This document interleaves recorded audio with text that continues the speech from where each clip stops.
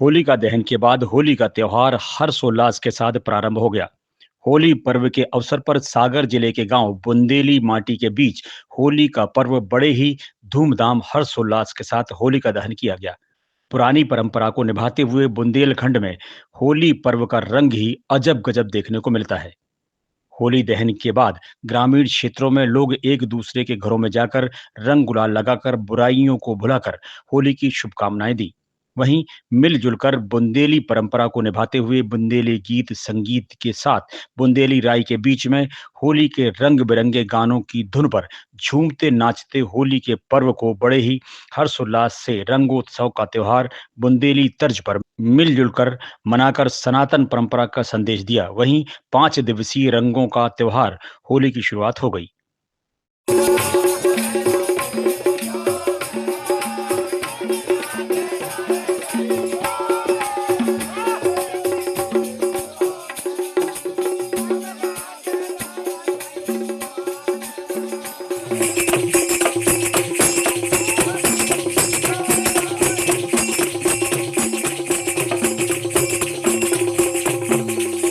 ये होली है जो सबसे पहली बात तो ये है कि हमारे देश में ये सनातन का देश है और इस देश में जो होली है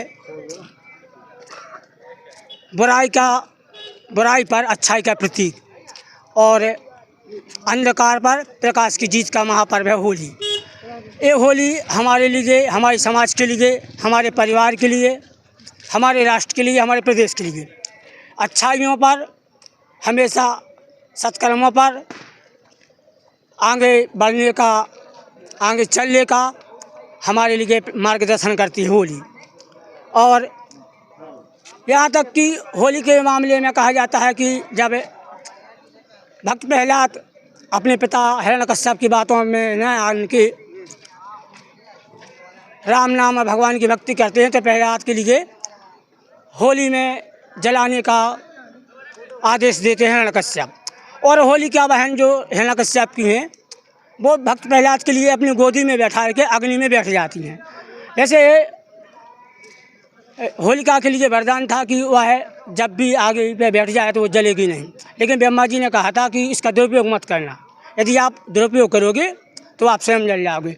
इसलिए जब वो होलिका दुरुपयोग करती है, भक्त प्रहलाद को गोदी में बैठा के जलने को जाती है तो भगवान होलिका को जला देते और भक्त प्रहलाद बच जाती है।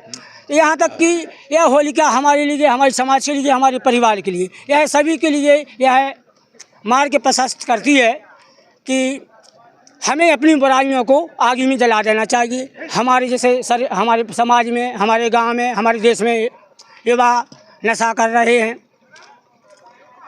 और ये तमाम प्रकार की बुराइयां हैं। उन बुराइयों को आज जलती हुई होली में हम अपनी बुराइयों को होली में जला करके सद्मार्ग की ओर चलें।